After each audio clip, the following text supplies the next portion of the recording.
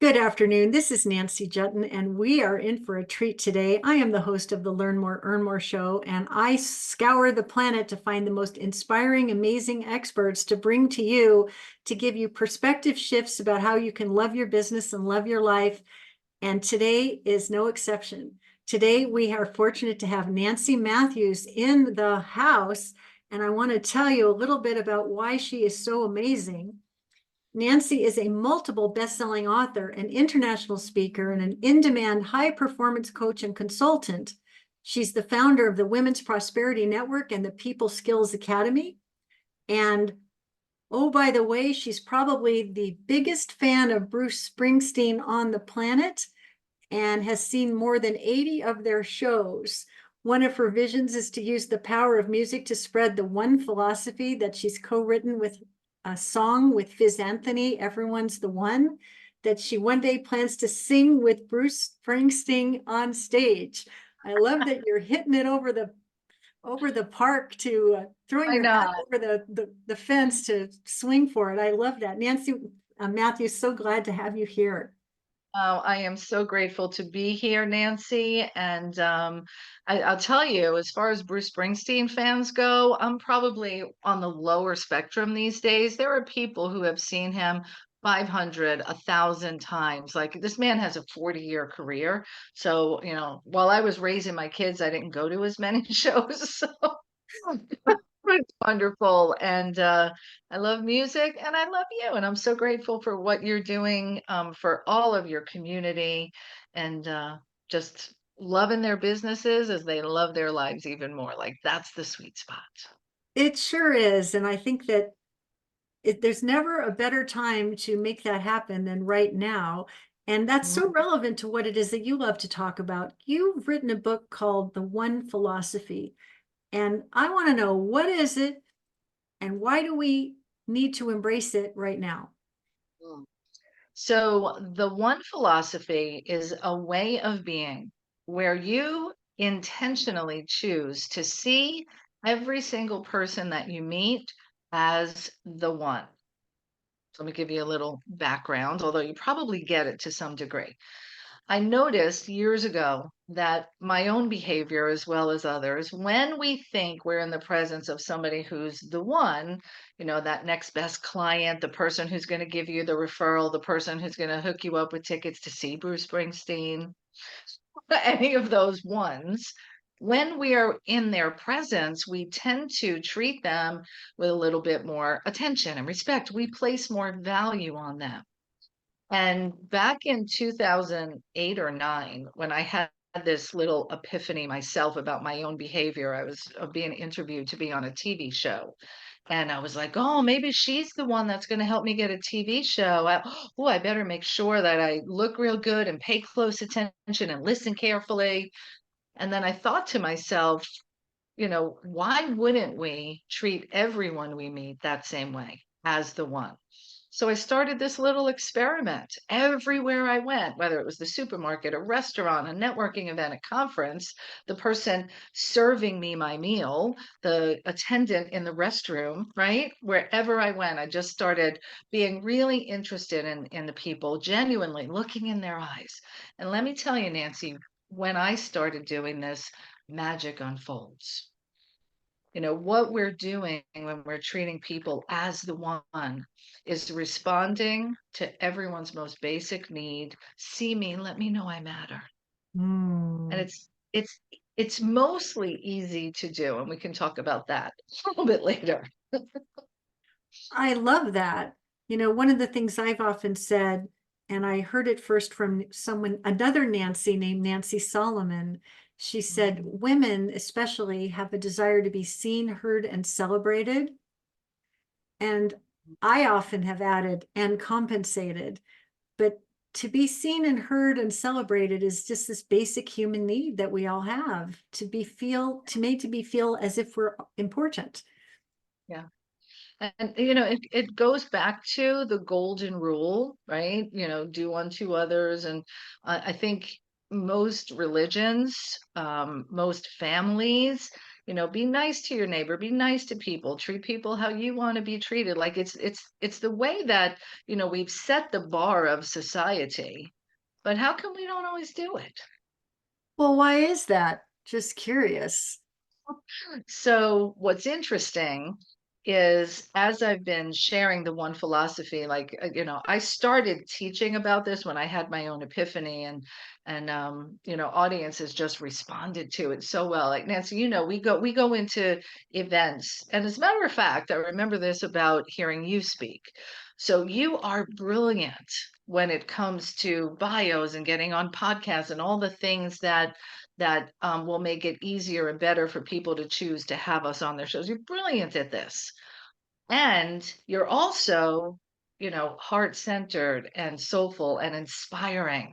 And I remember hearing you share your personal message that first time at the Soulful Leadership Retreat a couple of years ago, and how you moved and inspired the audience. And so thank you for touching my heart in the way that you did. Thank you. And what's interesting is when we are able to touch the hearts of people in our audience, and I noticed this when I'd do these great events teaching sales skills or marketing or funnels, all the tactics that I'm brilliant at. And I would always fold in something about, and by the way, treat every single person you meet as the one, because you never know when you are going to be the one or somebody's going to be the one for you. Why not, make this assumption and live this way? And it got people thinking. And I do my exit survey. So, what did you like best about the workshop today?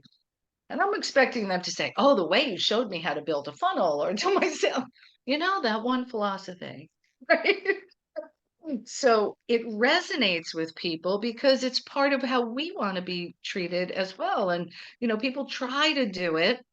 And then here's what happens. Well, I try to see everyone as the one, but not that one. Do you know what they did to me? How can I vote? Do you know who they voted for?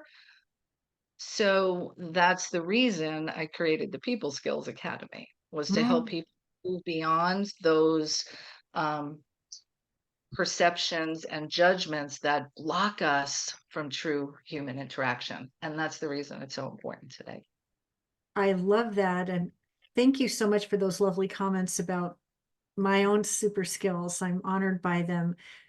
What I'd be curious to hear in your own life and in the reports that you've received from other people who have been touched by this philosophy and who've embraced it, what transformation is affecting for them and for the world as you've been told? There are many, many stories, and a couple stand out. So the first one is a woman who had my book, excuse me, and I created it as a small book because I actually wanted it to have a better chance of being read. I thought if I make it smaller, more people will actually read it. And the truth doesn't need a whole lot of words, so it's real simple, basic philosophy. So this woman had been gifted my book by someone, and she was walking around with it in her purse for 6 months. On this particular day, she had taken her daughter to a doctor's visit. While she was waiting in the receptionist office, she decided to pull it out. Now, her and her daughter had had a difficult, contentious relationship for probably a few years. And she sat that day and read most of the book. And the place that stuck out to her was the first principle, which is to talk less and listen more. And she applied it when her daughter came out of the doctor's office. And she actually just listened to her daughter, and it transformed the relationship. Hmm. There's so many instances when you are in a corporate environment, and let's say you want to move up the corporate ladder, and you're looking for ways to show your superiors and your managers that you deserve it. Be the one in every scenario. Be the one who goes that extra mile, who doesn't quickly clock out at 5 o'clock, or who does that extra research on the report, the one who maybe even helps a colleague get something done. These are the signs of great leaders. Now, in the managerial role, be the one that your employees know that they can come and speak to, so that you're leading as the one to support them in their growth rather than having them fear coming to talk to you if they made a mistake or something like that. Be the one in a sales conversation that people ask to buy from. Mm. Don't reach out to people for sales with the intention of selling them. Reach out to them to truly care about them and see if and how you can be the one for them. When you have that energy in a sales conversation, there's a huge difference, and people will ask to buy from you instead of you begging them to buy. I love this. And I also feel that it's something that you can embody. It's a philosophy that you can embody and bring to everything. I'll just share this. I was delivering a workshop today for a nonprofit organization, and their leadership team wanted to have non-boring bios that they would be proud to share in all of their grants and things that they do to affect their change in the world. Yeah. And I said, let me demonstrate how ChatGPT can be a great tool. And then it was quite amusing when I started talking to ChatGPT as if she was my most compelling co-collaborator in brilliance. I said, Mm, ChatGPT, I'd like to introduce you to my new client. This is what I know about her so far. This is her objective and what she's here to accomplish in the world. Knowing what it is that we know about her, can you create a 100-word bio in the third person that's memorable, remarkable, and compelling that would serve her well in her various endeavors to raise money for this important cause? And then instantaneously, ChatGPT came back with an answer. And so then I said out loud in front of all these people, thanks so much, ChatGPT. You nailed it. Now what I'd like you to do is to dial in a little bit more and use fewer superlatives and shorter, punchier words so this can read even better. And so then I get a response back. And then I said, great job. Now let's do this again for someone else. And then the lady says, you're talking to ChatGPT as if it's a person. And I said, well, she's my constant co-collaborator, and how you do anything is how you do everything. And so if you talk to ChatGPT like she's a human being, say please, say thank you, offer a compliment. I don't think there's any downside to that. I agree 1,000%. And you're also, creating habits of how you interact and how you communicate. So do we want to fall out of habit over here and forget to say thank you over there or to honor someone? It's not about that this is a computer or not. It's about how I choose to express, my emotions, what I'm feeling, and, you know, I think that's beautiful. Love it. So what are you hoping to accomplish? I mean, this is a philosophy that's changed your life. It's a philosophy that's changing the lives of all who are reading this book. When you lay awake at night and dream big about what you hope the One Philosophy book and the One Philosophy will accomplish, what are you intending?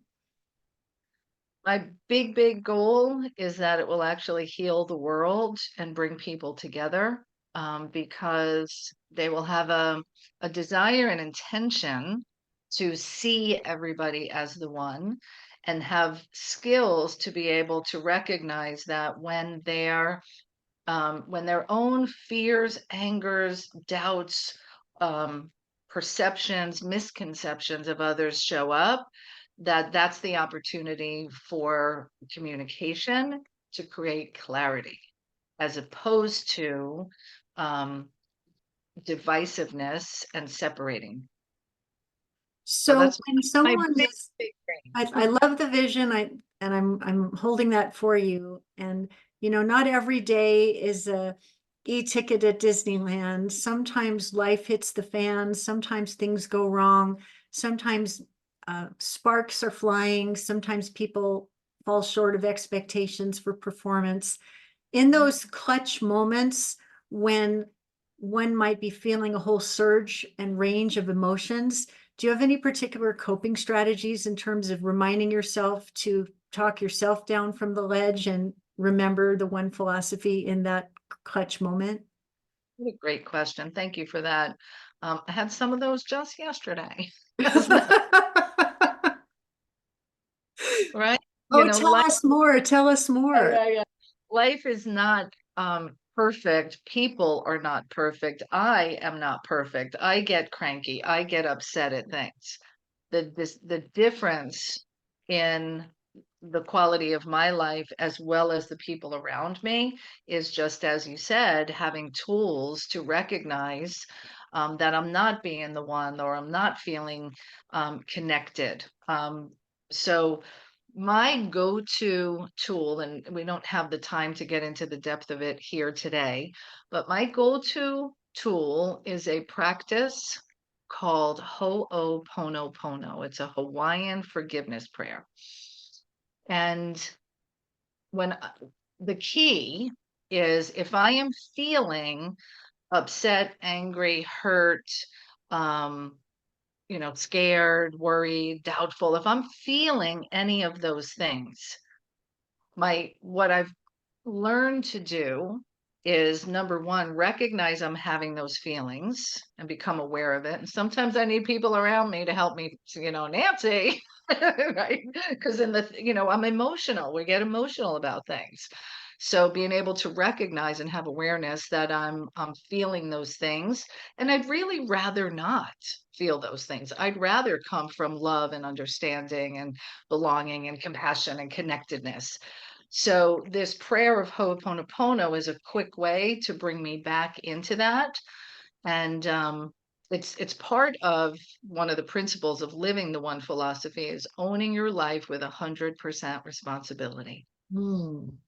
So we love to take credit for all the good stuff that happens, but when the not so good stuff happens, oh, that's the economy, that's my ex-husband, that's my this, that's the when we can find ways to really become victorious, even in those toughest of times, it gives us a sense of control to move forward from.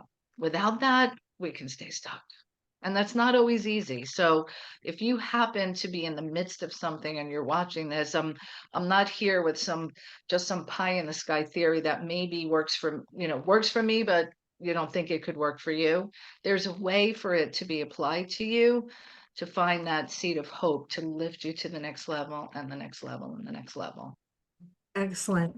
Well, I will make reference to that particular prayer in the show notes so people can find it easily and recall it. Now, there's several things that you're up to these days. I know you have a new newsletter that you're quite excited about. Tell us about that. Yeah. So it's called Be the One newsletter, and you can get it by going to betheone.substack.com. So it's a newsletter platform. And we've created this to give people stories and suggestions and tips on easy ways for them to incorporate the one philosophy to be the one. I know everybody wants to be it. So, how can you be the one, whether you have 1 minute, 1 hour, or 1 day? So, it's got feature stories in it of people who are being the one, which of course is inspiring. It comes with a recipe every week, something delicious so that you could make for yourself or others. And it's very, very fun. And join us. Go ahead and grab it. It's free. Okay, and what was that URL one more time? Yep, be the one dot substack.com. Okay, very good. We'll put that in the show notes. That makes me want to ask you a question. You are an international speaker and someone who has taken the stage, I'm sure, hundreds of times. Is it one of your goals and intentions that corporations and organizations will bring you in to speak about the one philosophy for their organizations? It is, and I've done some of it, and this year in particular, that's where I'm putting a lot of my focus and attention. And it comes under the culture cure. And I've got a case study with Women's Prosperity Network. It is based and grounded in the culture of the one philosophy, and you come into our world and you feel like you're the one. You've had this experience, right? So And for yeah. those who don't know what the Women's Prosperity Network is, who are meeting you for the first time, can you tell us what that is and why they should be a part of it? Absolutely. So, Women's Prosperity Network is a combination of community, coaching, and collaboration opportunities for women entrepreneurs to come together, um, get the support, the give back. You know, women love to give back also, and that's a beautiful thing in our community. The education, the resources and connections to have a bigger impact, and also a bigger income. I'm really committed to ensure that women get paid what they're worth.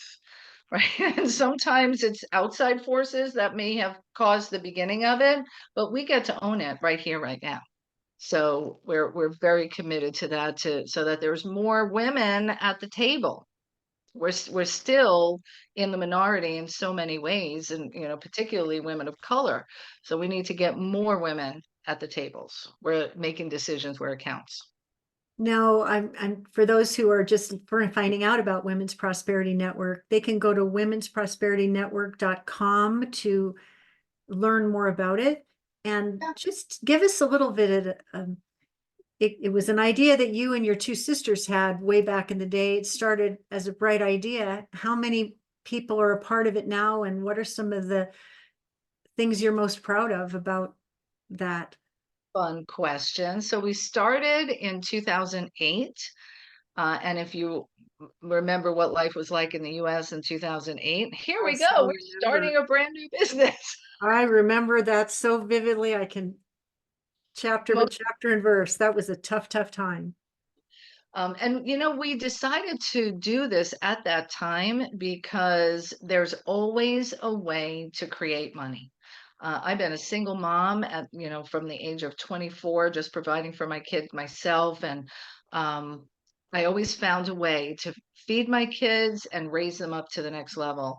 And so the reason we started it in 2008 was to create a place not just for hope and optimism that things could get better, but actual strategies so that they would. Hmm. Kind of the foundation of why we started it when we did. The beautiful thing that has happened, the byproduct we didn't even realize was so special, is the family and the sense of community that's been created, the relationships that have happened. And I believe that came about because of the culture my sisters and I bring to the table. We are three sisters who love, care, like each other, and we've been in business together now for 16 years. Actually, we were in my previous business, which is a real estate investing and title company. We were in that business together too. So we've been working together for more than 20 years. Wow. So being able to do that and maintain good relationships all that time uh, is that's what's in the air, right? That's what the energy in the air is in our community. We like and care about each other. And that's been a beautiful byproduct. That's something to be very, very proud of. Earlier in this conversation, you were mentioning that there was a mother and a daughter whose relationship healed because of the one philosophy. And just before coming on to this call with you today, I was speaking with one of my clients who's writing a book about how important it is to heal the mother-daughter relationship. And she shared this very powerful statistic.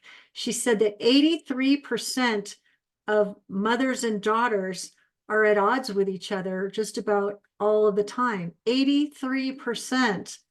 And Wow. so for you and your two sisters to be able to work together, be in a family together, build a prosperous business together, and to support this prosperity of thousands and thousands of others, well, you guys are defying the odds, and I'm sure that the one philosophy has a lot to do with it. It does. It does. And somewhere up in heaven, I thank my mother for fostering the importance of family in us, because that's really, that's what drives us. And my sisters are really awesome human beings too. So I'm pretty Yes, lucky. I've met them both, and you guys are a trifecta of the highest magnitude. So Mhm. what if anything would you like to add or contribute or say before we wrap up for today? Um, as you're listening in and you're wanting to, you want more. Like if you're listening to this podcast, you're somebody I suspect who knows the value of learning and growing from continuously advancing yourself. So what I would say is in your endeavors and all that you do. Seek to be the one, not only for others, but remember to be the one for yourself and for your vision. Hold your vision, hone your vision, and share it with others so that the universe can conspire in your favor and bring the ones who are meant to support you in bringing it forward into your path. That, my friend, was a mic drop moment. That was beautiful. Thank you, Nancy Matthews, for joining me today for the Learn More, Earn More show. If you have enjoyed this show, please make a comment and share the link with anyone you know who you would like to inspire to follow the one philosophy. And I can't wait to bring you the next amazing guest who can inspire and amplify and edify and delight you with their inspiration, just as Nancy Matthews has today. Thank you so much, Nancy, for being my guest. Thank you Thank all. you. And thank you for tuning in. And we will see you for the next show coming up very soon. Thanks so much.